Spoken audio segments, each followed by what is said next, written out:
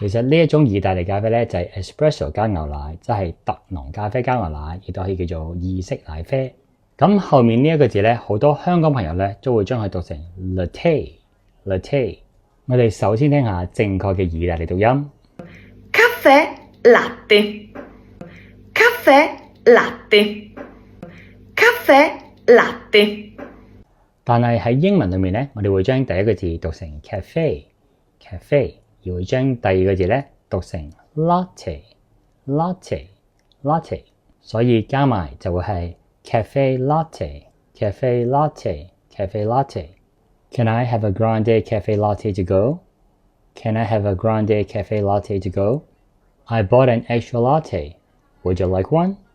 I bought an extra latte. Would you like one? I'm really craving a matcha latte right now. I'm really craving a matcha latte right now.